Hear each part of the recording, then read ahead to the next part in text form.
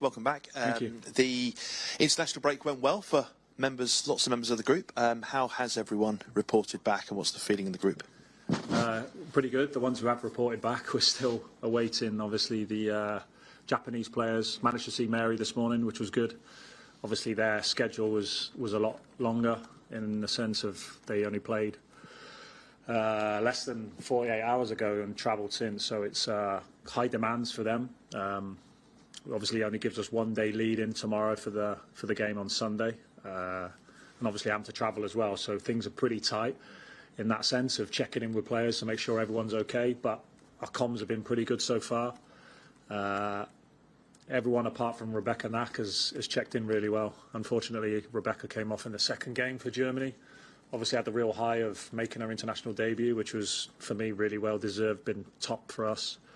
Unfortunately, she sustained a hamstring injury, which is going to keep her out for certainly a few weeks. Can I take it from that you don't think the Japanese players will be back and available this weekend, or do you still hope they might be involved in the squad? Well, as I've mentioned to you before, we're not blessed with a huge amount of options due to obviously not having a huge squad and also sustaining some injuries, which we've spoken about previously. But I think we'll just have conversation with the players. I think where we are probably in terms of in a better place for options is probably at the front end of the pitch. So we'll check in with Alba, with Yui, and obviously with Yama, who I'm sure will be fine.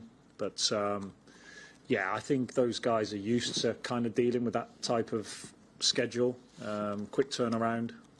But yeah, going into 3 games in 7 days again, straight after an intense international break is not ideal. But we'll manage and we'll work it out and make sure we try and keep the players as fresh and available as much as possible and physically good for this intense period that we're going to have in this next month. It is an intense period. Pep Guardiola sat there about an hour ago and said that for them, every game's a cup final now, given their situation in the league and obviously trying to win a trophy. I guess it's the same for you in that you face a similar prospect. Yeah, absolutely.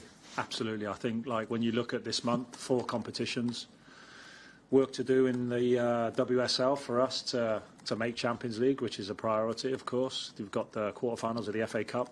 You have the Champions League, of course, as well, and obviously a League Cup final wedged in amongst it. So kind of like 4 priorities. And when you look at our April fixtures at the moment, it looks pretty calm, but we want it to be really full, and it gets really full by being successful in this period. And we know that's going to be really tough. We know we have the 4 games against Chelsea. We know we have 3 WSL games away out of 4. The other game played at the Etihad Stadium, so there's like a lot going on in this month. And I think for us, the conversations with the players will certainly be, as always, attack the next game. Don't try and give too much thought to what's further down the road. It's exciting and really a good motivation for the players to have a cup final to look forward to, and we worked really hard to get to that final, obviously beating 2 tough opponents in the quarterfinals and the semi-finals. So I think that's great, and it's difficult not to have one eye on that, or difficult not to have one eye on Aston Villa this weekend. Sorry, not this weekend, next weekend. But of course we have priorities with 2 tough fixtures against Spurs and West Ham, both away, and back after an international break. So it's everything's kind of thrown into the mix a little bit in terms of making it a challenge. But this is why we love the game, and it always throws up opportunities potentially for other players.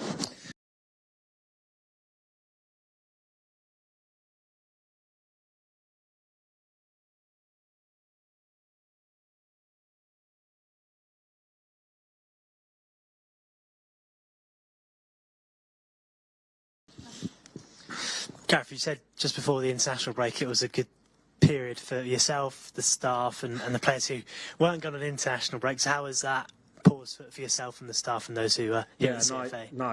Nice for the staff to have a break. But like I said, not many of the players did. Of course, we worked with a small group here who were not on international duty. I think it was good to spend some time working with Bunny, with Ayama, who never went on duty.